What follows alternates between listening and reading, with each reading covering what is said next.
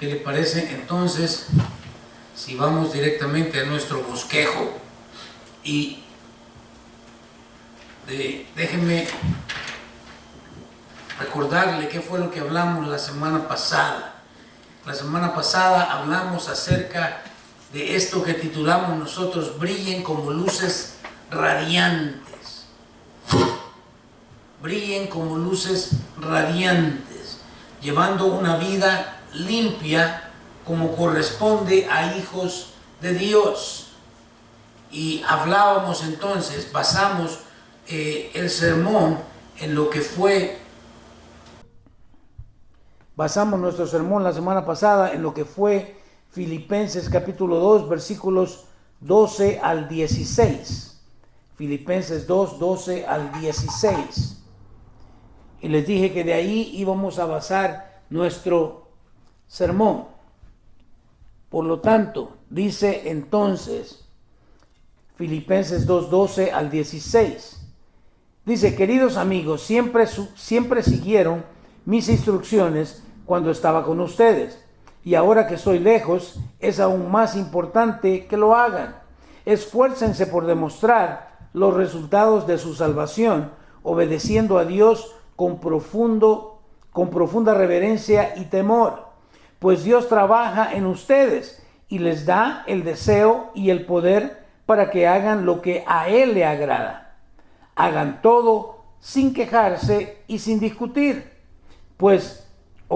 para que nadie pueda criticarlos. Lleven una vida limpia e inocente como corresponde a hijos de Dios, y brillen como luces radiantes en un mundo lleno de gente perversa y corrupta. Aférrense a la palabra de vida. Entonces, el día que Cristo vuelva, me sentiré orgulloso de no haber corrido la carrera en vano y de que mi trabajo no fue inútil.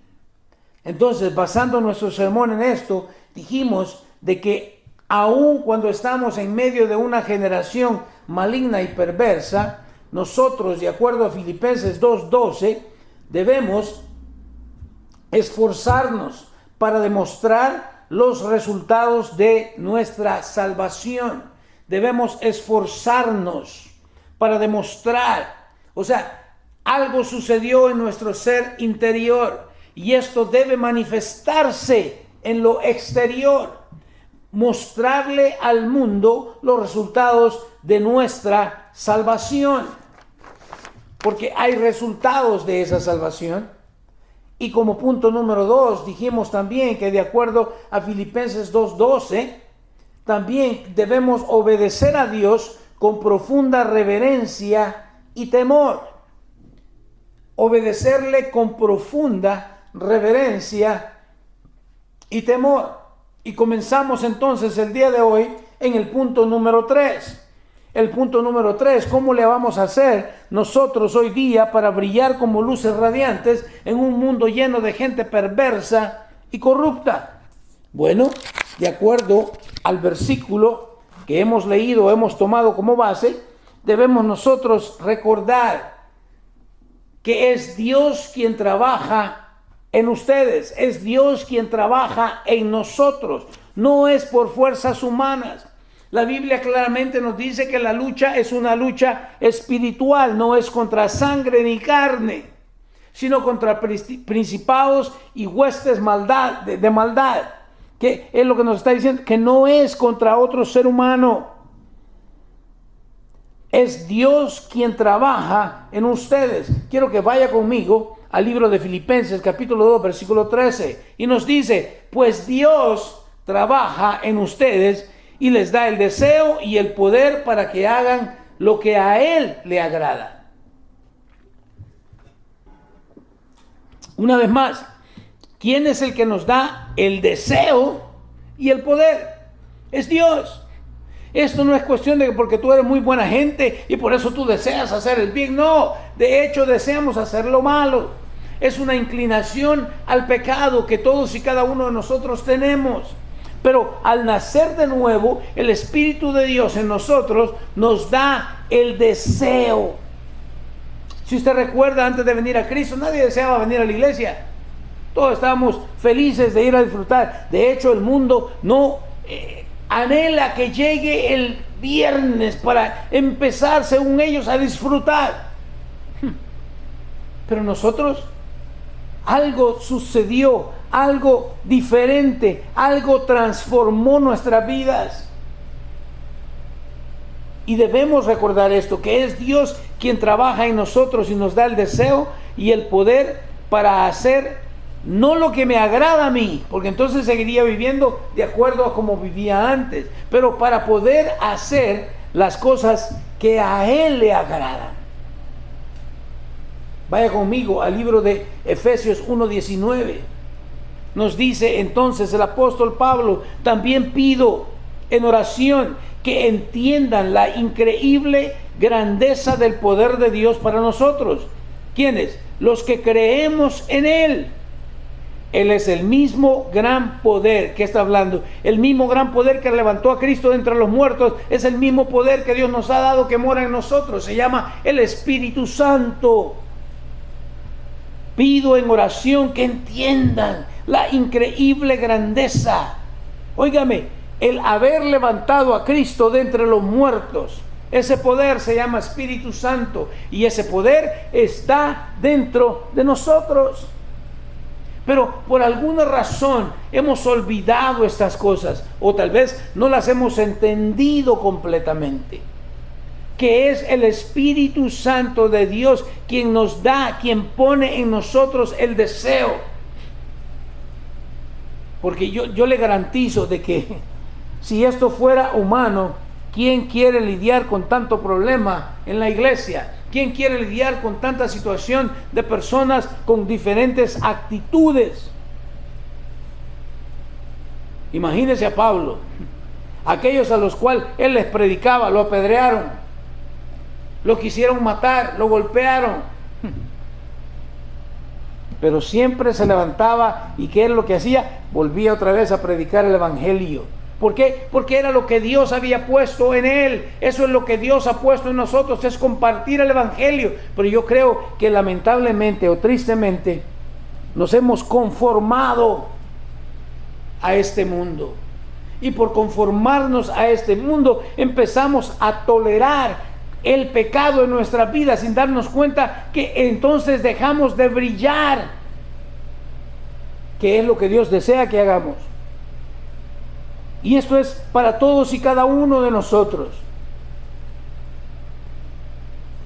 Efesios 3:16 nos dice: pido en oración que de sus gloriosos e inagotables recursos los fortalezca con poder en el ser interior por medio de su Espíritu. Mire qué excelente, una vez más, es por medio del Espíritu Santo, por medio de nosotros. En nosotros no hay absolutamente nada bueno. Que no le digan, que no le cuenten. La Escritura dice muy claramente que mis mejores actos de justicia son como trapos de inmundicia delante de Dios. Pero lo que el Espíritu Santo de Dios produce en un creyente, esto es diferente.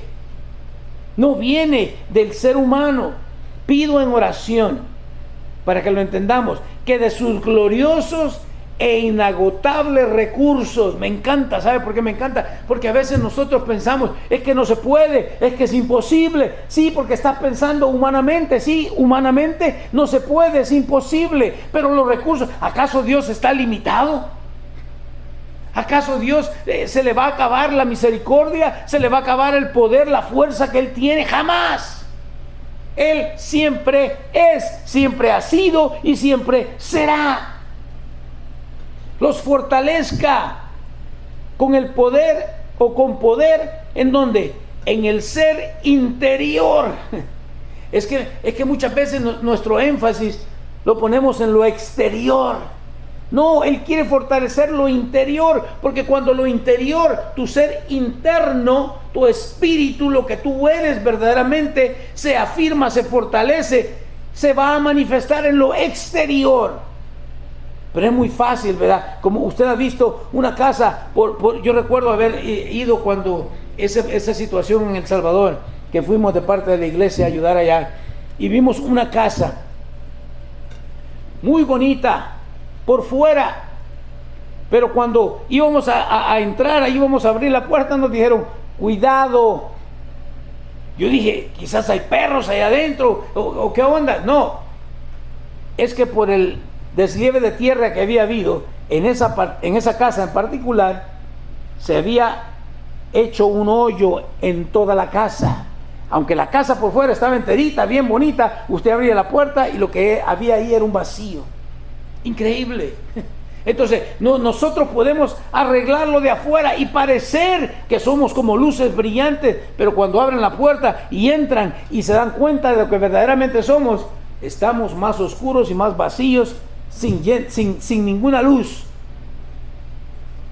Pido en oración que de sus gloriosos e inagotables recursos los fortalezca con el ser interior, con poder en el ser interior. ¿Por medio de quién? Por medio de su Espíritu. Es que es el Espíritu de Dios el que nos fortalece. Efesios 6, 10 al 18 nos dice lo siguiente. Efesios 6, 10, 18. Una palabra final. Sean fuertes en el Señor y en su gran poder. Pónganse toda la armadura de Dios para mantenerse firmes contra las estrategias del diablo. Y de nuevo, al igual que al principio le dije, de cada uno de estos versículos o de varios de estos versículos podríamos sacar una enseñanza increíble. Este es otro de ellos. Pónganse toda la armadura de Dios para poder mantenerse firmes contra las estrategias del diablo. Es que el diablo siempre está tratando de que nosotros regresemos atrás, de que tiremos la toalla, de que la obra que Cristo empezó en nosotros no la termine. Esa es obra de Satanás. Quiero que lo entienda. Y él tiene estrategias. Seguimos leyendo y nos dice, versículo 12, pues no luchamos contra enemigos de carne y hueso, sino contra gobernantes malignos y autoridades del mundo invisible, contra fuerzas poderosas de este mundo tenebroso y contra espíritus malignos de los lugares celestiales. Ya se dio cuenta, no estamos peleando contra enemigos de carne y hueso. Es una lucha, es una batalla espiritual, por lo tanto no vamos a ganarlas con armas humanas. Versículo 13, por lo tanto, o sea, entendiendo cuál es mi lucha, entendiendo cuál es el problema, pónganse todas las piezas de la armadura de Dios para poder resistir al enemigo en el tiempo del mal. Así, después de la batalla, todavía seguirán de pie firmes. Es que eso es lo que Dios quiere, que permanezcamos firmes. ¿Recuerda usted? Dice, todo aquel que pone su mano en el arado y voltea atrás, o sea, deja, cuitea, si es que existe tal palabra, sí, abandona, sí, regresa atrás. Dios no se complace de ese tipo de persona. Por más dura que se ponga la batalla, usted debe seguir hacia adelante. Si usted quiere abandonar otras cosas, perfecto, pero no abandone la gran batalla de la fe. Por lo tanto, pónganse todas las piezas de la armadura de Dios para poder resistir al enemigo en el tiempo del mal. Así, después de la batalla, todavía seguirán de pie firmes. No es el que comienza, es el que termina, y termina firme, de pie.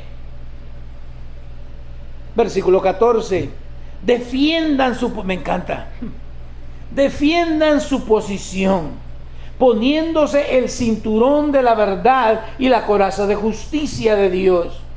Pónganse como calzado la paz que proviene de la buena noticia, a fin de estar completamente preparados.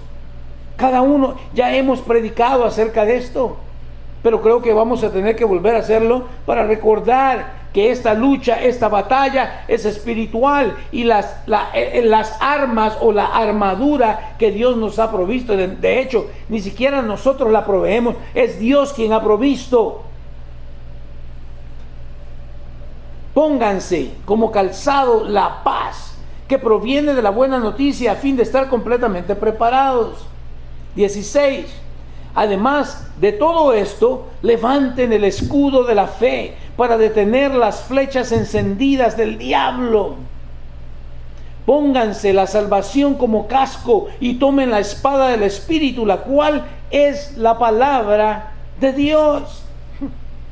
Debemos recordar, es la palabra de Dios la que nos revela a nosotros la voluntad de Dios. Es la palabra de Dios la que nos da ese ánimo, la que nos inyecta, si usted me permite de esa forma, esa fuerza que yo no tengo, pero que puedo recibir, porque el Espíritu Santo que mora dentro de mí es el mismo que escribió las Escrituras.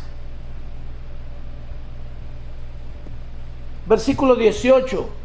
Oren en el Espíritu en todo momento y en toda ocasión. Manténganse alerta y sean persistentes en sus oraciones por todos los creyentes en todas partes. Mire qué excelente. Oren en el Espíritu. Y ese oren en el Espíritu, no quiero meterme mucho en esa cuestión, pero yo quiero que lo entiende. Cuando habla de que oren en el Espíritu, ¿se acuerda usted cuando Ana estaba en el templo? Y Elí pensó que estaba ¿qué? Que estaba ebria, que estaba tomada. ¿Por qué? Porque ella estaba espiritualmente, estaba dando todo lo que ella, la angustia que ella sentía. Y aunque quizás Elí veía sus labios moverse, pero no entendía lo que estaba diciendo ella. ¿Por qué? Porque estaba orando en el Espíritu. Estaba derramando de lo profundo de su ser lo que ella necesitaba. Estaba presentándose delante de Dios, orando. Dice, ¿cómo hay que hacerlo? En todo momento y en toda oración. Manténganse alerta y sean persistentes en sus oraciones por todos los creyentes en todas partes. Déjenme recordarles, necesitamos orar por todos los creyentes. Deberíamos de nosotros como iglesia estar empujando cuando el mundo, cuando la influencia de California, de este mundo, de esta gente que no conoce a Dios, quiere empujarnos. Deberíamos de empujar nosotros de regreso. Pero ¿qué es lo que sucede? Es que estamos aceptando, nos estamos conformando. Pero eso no es la voluntad de Dios. Número 4. ¿Cómo podemos brillar como luces radiantes en un mundo lleno de gente perversa y corrupta? Hagan todo sin quejarse y sin discutir. ¿Escuchó? Hagan todo sin quejarse y sin discutir. Y aquí yo creo que todos somos culpables. Porque a veces nos quejamos más de lo que hacemos. Y discutimos más de hacer las cosas. Y dije todo porque yo también de vez en cuando me quejo, que no entienden, que no hacen caso, que aquí, que allá. Debo dejar de quejarme, de hacer las cosas sin quejarme y sin discutir. Filipenses 2:14. Hagan todo sin quejarse y sin discutir. Pero a veces nos queremos poner tan teólogos que queremos discernir. No, deja de quejarte y deja de discutir y ya se acabó todo. Efesios 5:20 nos dice, en lugar de quejarnos y discutir, ¿qué dice Efesios 5:20? Den gracias a Dios por todo. Y den gracias por todo a Dios, el Padre, en el nombre de nuestro Señor Jesucristo. O sea, no tengo trabajo, gracias a Dios.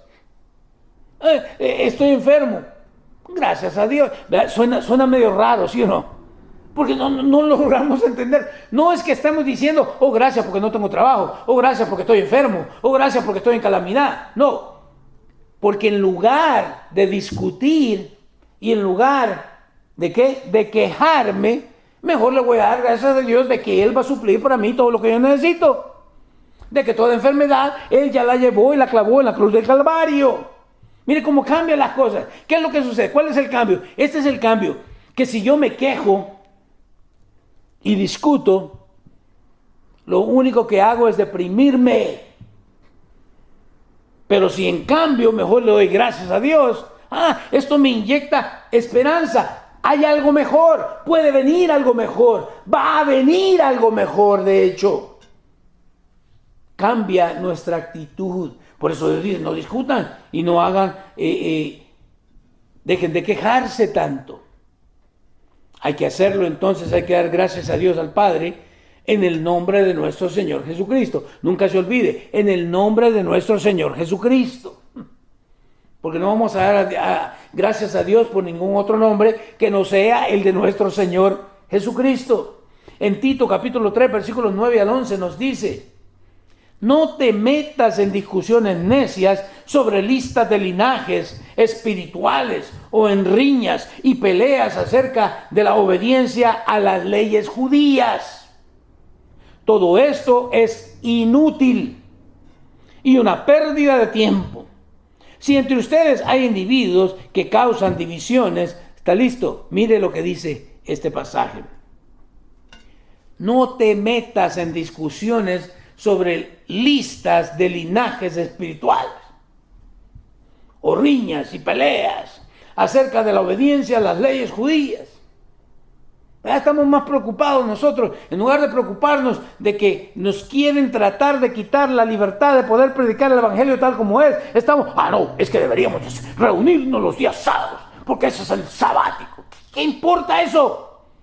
¿Esas son qué? Son cosas que fueron dadas en el Antiguo Testamento. No estoy diciendo, el problema, no estoy diciendo que no vamos a respetar ese día de reposo. Lo que estoy diciendo es de que no te metas en que el sábado o el domingo, hazlo. Esa es la cuestión. Riñas y peleas. Como se acuerda que decían ellos, es que yo soy de Pablo, yo soy de Apolo, yo soy de Pedro. ¿Y a quién le importa eso? Con que seas de Jesucristo. Eso es lo importante. No, pero es que yo soy de esta denominación, yo soy de esta otra. ¿Y a quién le interesa eso? Solamente a nosotros los humanos. Dios no mira, Dios viene por la iglesia, no viene por las asambleas de Dios, no viene por la iglesia cuadrangular, no viene por los presbiterianos, Él viene por su iglesia. Peleas acerca de la obediencia a las leyes judías. Todo esto es inútil. Y es una pérdida de tiempo.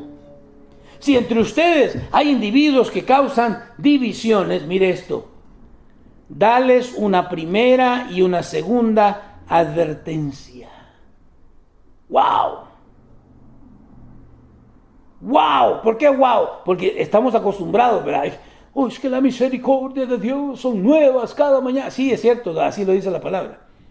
Pero en esto que está hablando, ¿qué es lo que dice? Dales una primera y una segunda advertencia. Después de eso, no tengas nada que ver con ellos. ¿Con quiénes? Con aquellos que causan divisiones.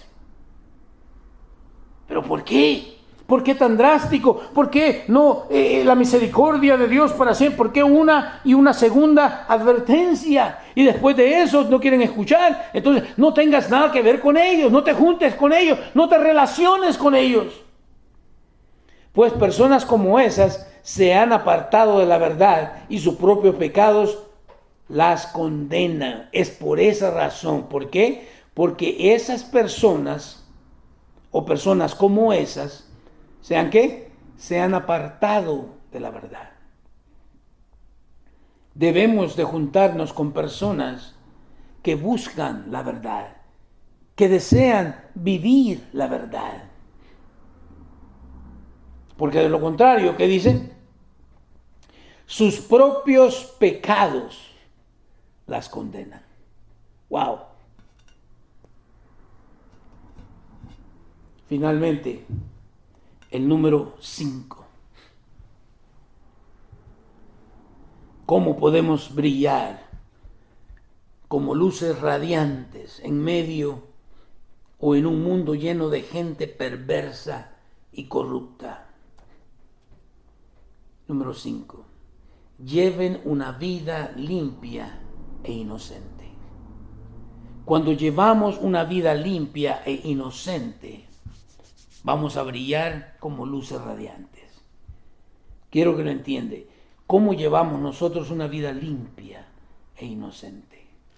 Mire, esto es como ¿Usted quiere mantener su casa limpia? No espere un día antes de que le caiga la visita para empezar a limpiar. Hello. Y mañana viene el pastor, empieza a limpiar toda la casa. No, eso es lo único que me dice que usted es indisciplinado, que usted no hace limpieza en su casa todos los días, solamente cuando le va a caer visita. Quiero que lo vaya entendiendo. ¿Por qué le digo esto? Por esta sencilla razón. Porque si vamos a brillar como luces radiantes, necesitamos limpiar todos los días nuestra vida espiritual. Y aquí le va. Deje de estar viendo al vecino. Usted limpie su vida. En lugar de estar viendo a otro, tengo que examinarme a mí mismo. Inocencia. Lleven una vida limpia e inocente. Hemos perdido nosotros la inocencia. A todo. Se mira mal. Lleven una vida limpia e inocente. O sea, no se imagine. Recuerdo una vez en una predicación pusimos un background ahí.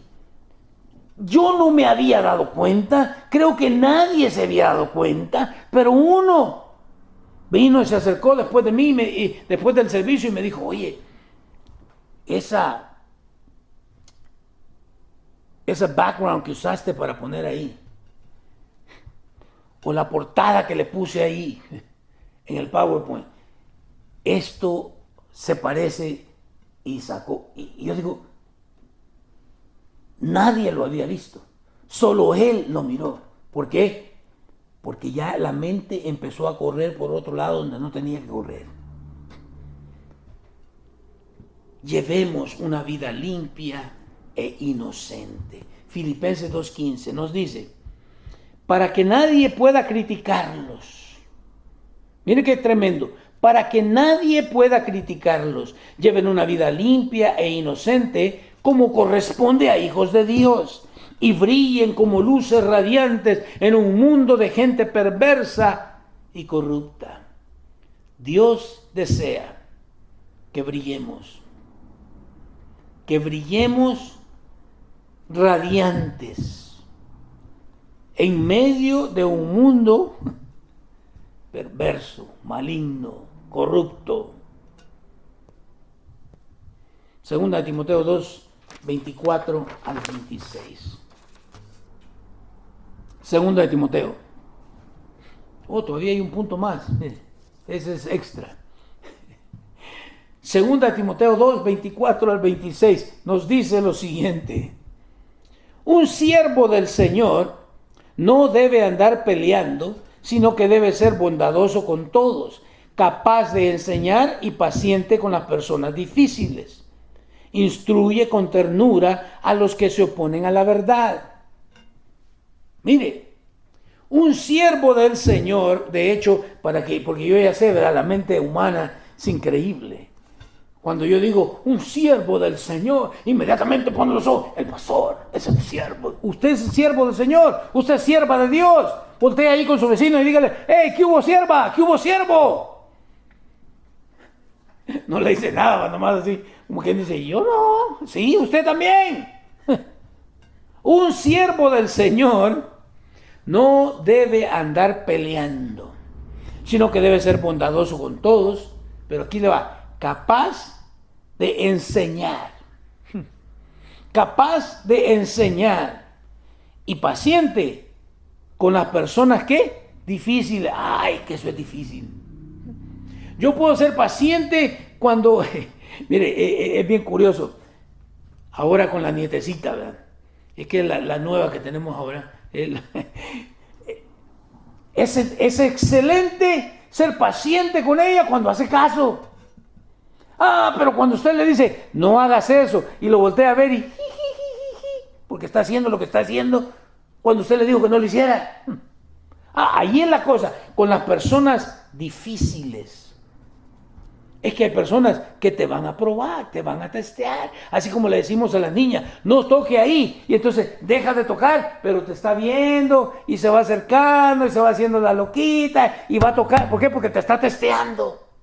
Te está probando a ver si es cierto que lo que le dijiste estás en serio o no.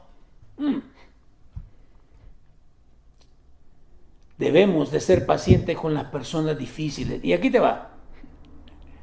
Todos somos difíciles. No me mire con cara de yo no fui porque yo te conozco, Mosco. Todos somos difíciles. Hay situaciones donde yo creo tener la verdad y de ahí no me saca nadie. Y me vuelvo difícil. Pero debo ¿de qué? De instruir con ternura. Mire, instruir, no obligar a nadie. Sí, a veces queremos obligar, ¿va? Aquí el que manda soy yo. Estoy hablando de mí, no estoy hablando de usted, ¿ok? Así que no se esté poniendo ahí todo.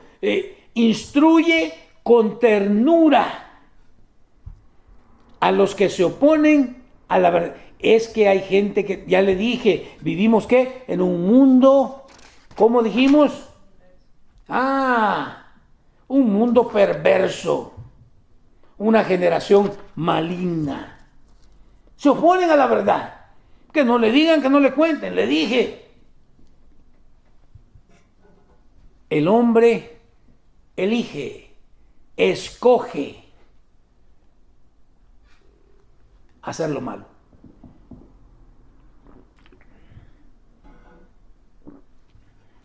Instruye con ternura a los que se oponen a la verdad. Tal vez Dios les cambie el corazón y aprendan la verdad. Entonces entrarán en razón y escaparán de la trampa del diablo, pues Él los ha tenido cautivos para que hagan lo que Él quiere. Escuche por favor, ponga atención. Tal vez les cambie, tal vez Dios les cambie el corazón. Nosotros decimos, ¿verdad? Humanamente, este es necio y este no va a cambiar. ¿Tú qué sabes? Tú no eres Dios. Tú no puedes decir quién y quién no. Podemos ver las actitudes de cada persona y podemos ver cómo se comportan, su comportamiento. Pero el que tiene la última palabra y el que puede cambiarles el corazón es Dios.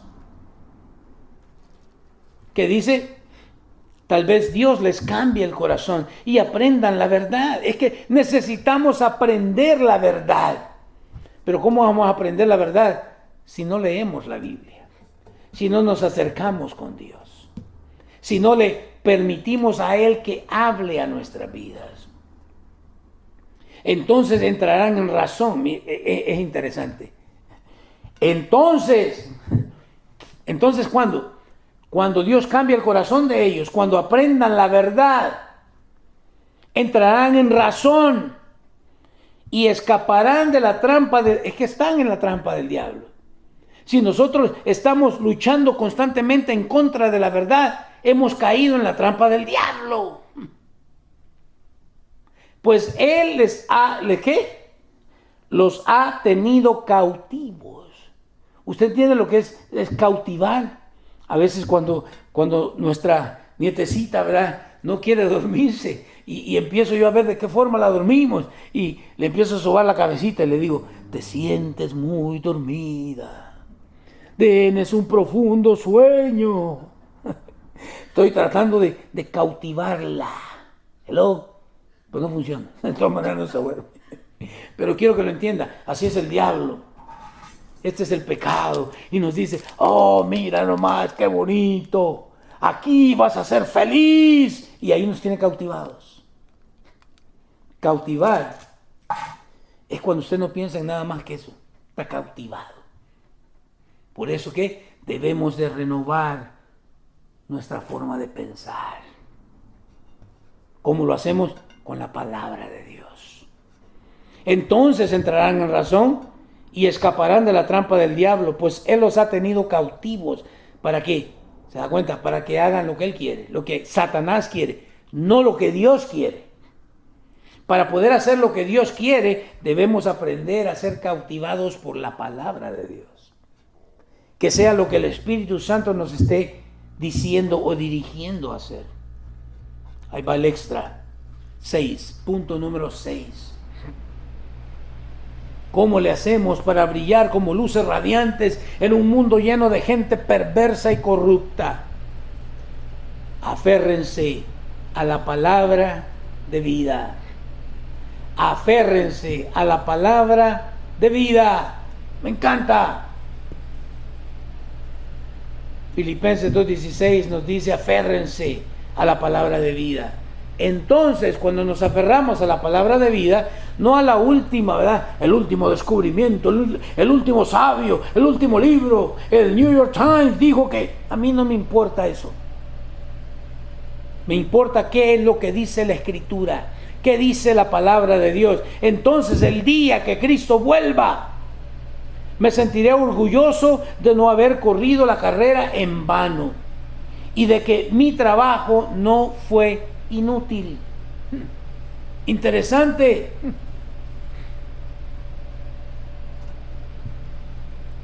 Santiago 1, 21 al 27. Santiago 1, 21 al 27. Y con esto lo dejo para que vaya a seguir disfrutando de su domingo. Santiago 1, 21, 27 nos dice lo siguiente: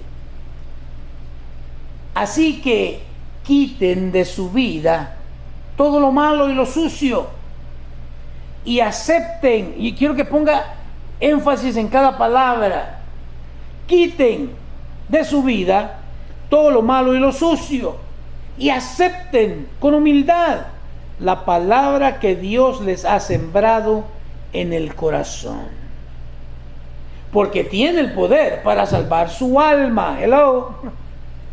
¿Qué es lo que tiene poder para salvar nuestra alma? La palabra que Dios ha sembrado en nuestro corazón. No solo escuchen la palabra de Dios, tienen que ponerla en práctica. De lo contrario, solamente se engañan a sí mismos. Interesante. Verso para memorizar esta semana. Santiago 1:22. ¿Cuál es el verso? Santiago 1:22. No solo escuchen la palabra de Dios, tienen que ponerla en práctica. De lo contrario, solamente se engañan a sí mismos. Seguimos leyendo, versículo 23. Pues si escuchas la palabra, pero no la obedeces, sería como ver tu cara en un espejo. Te ves a ti mismo, luego te alejas y te olvidas cómo eres. ¿Escuchó? Pues si escuchas la palabra de Dios pero no la obedeces, sería como ver tu cara en un espejo. Te ves a ti mismo, luego te alejas y te olvidas cómo eres. ¡Wow! ¡Qué tremendo! Escuche lo que... No se distraiga con otras cosas. Escuche. Cuando nosotros vemos a nuestra nietecita, por ser niña, ¿verdad? Ya trae esa vanidad, esa cuestión de ser niña. Le gusta. Ella va caminando y le hemos puesto un espejito por ahí, y cuando ella pasa por ese espejo se mira, y yo digo que a saber qué dirá, ¿verdad? Pero dice, miren nomás qué chulada de cipota, porque empieza a hacer muecas ahí en el espejo. Pero luego se va, empieza a jugar con otras cosas, y luego sale otra vez, y cuando vuelve a pasar por el espejo, y se me viene a la memoria esto que estamos leyendo. Muchas veces olvidamos.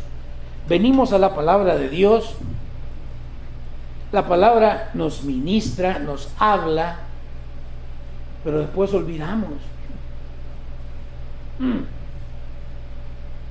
¿Y qué es lo que sucede? Nos olvidamos y nos alejamos de Dios. Mira lo que dice: te ves a ti mismo, luego te alejas y te olvidas cómo eres. Versículo 25. Pero si miras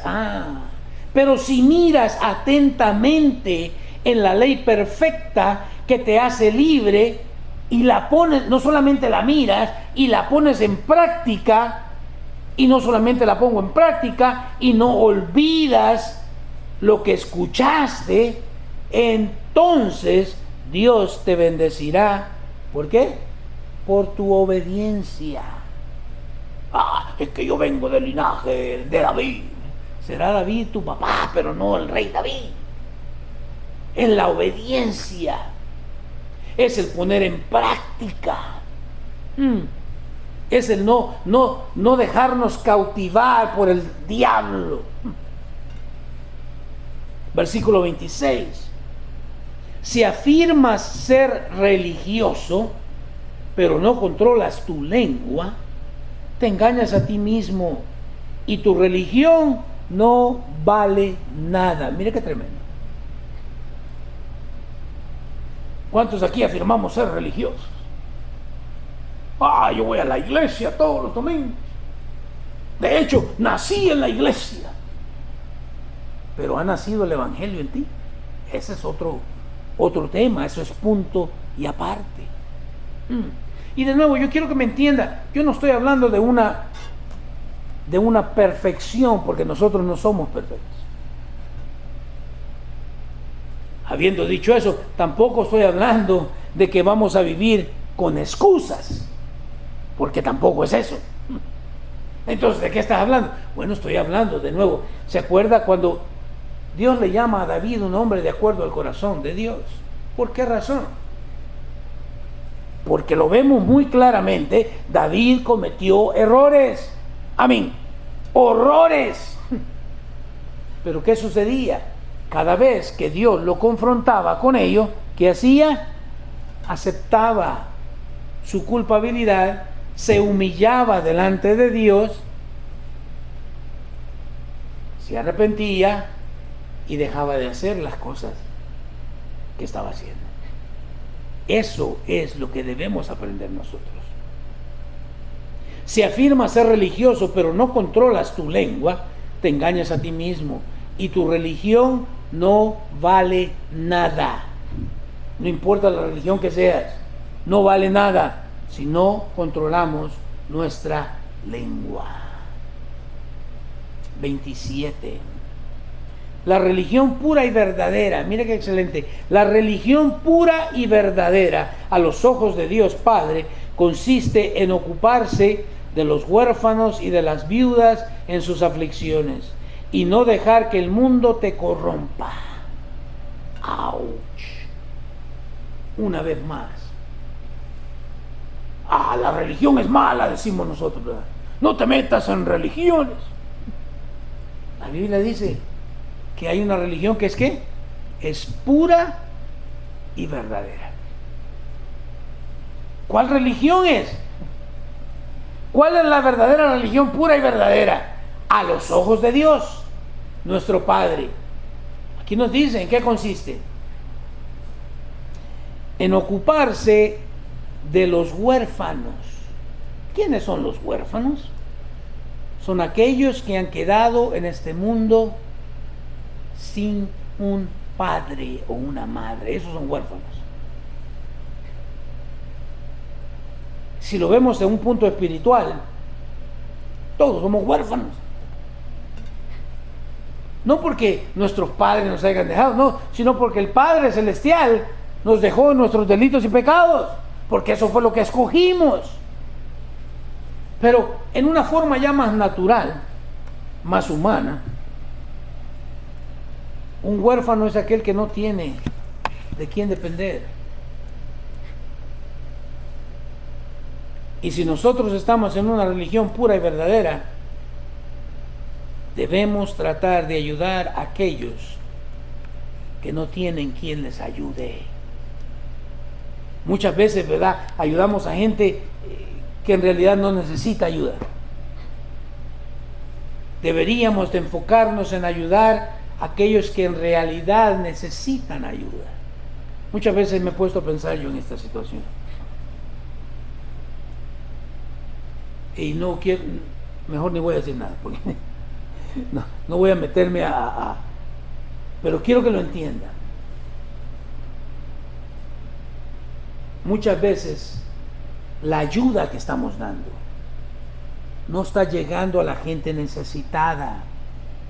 llega a la gente aprovechada, pero no a la gente necesitada.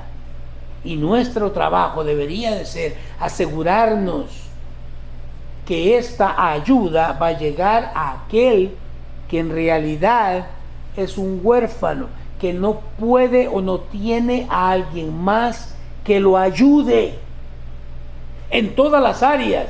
Porque la Biblia nos enseña, ¿verdad? No solamente no nos volvamos religiosos, digamos, o en lo espirituales, no, en todas las áreas. Porque la Biblia nos dice, incluso Santiago, el hermano de nuestro Señor Jesucristo, nos enseña esto. Dice, ¿de qué te sirve a ti decirle a alguien, oh, tú sabes que tiene hambre, tú sabes que necesita abrigo? Pero ¿de qué te sirve decirle, ven paz mi hermano, aleluya, Dios te bendiga? Pero no le diste una hamburguesa para que se llene la panza, pero no le regalaste un suéter para que se tape del frío. No sirve de nada. Pero de nuevo, ¿se da cuenta? Lo que pasa es que debemos de identificar nosotros quién es verdaderamente un huérfano, para poder hacer que esto llegue a donde en verdad se necesita. Y que dice, y de las viudas en sus aflicciones. Y de nuevo, usted me disculpa, pero la Biblia es muy clara y me define a mí exactamente quién es una viuda. Si usted no lo sabe, vaya a la Escritura y ahí se lo va a decir muy claro.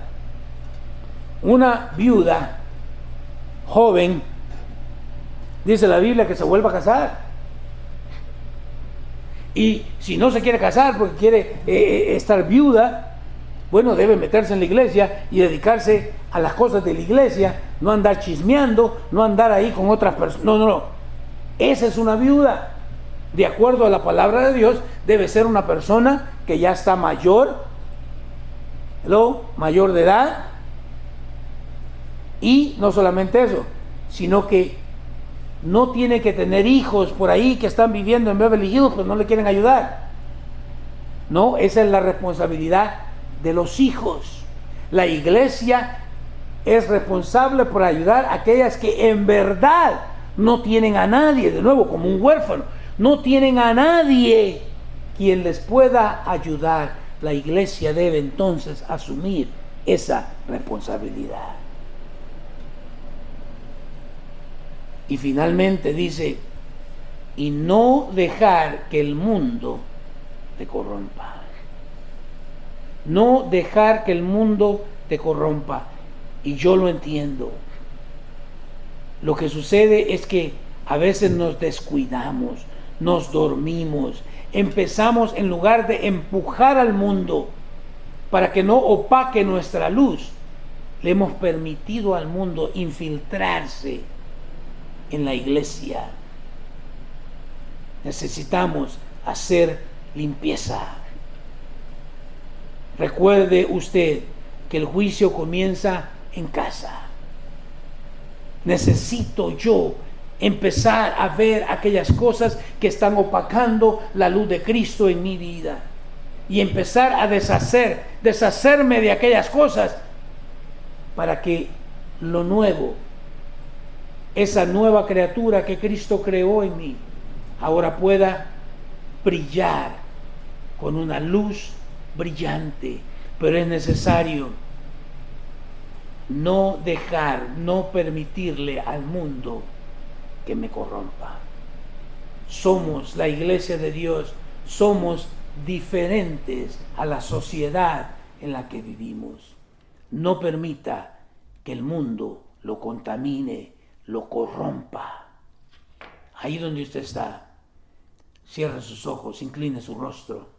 Vamos a orar.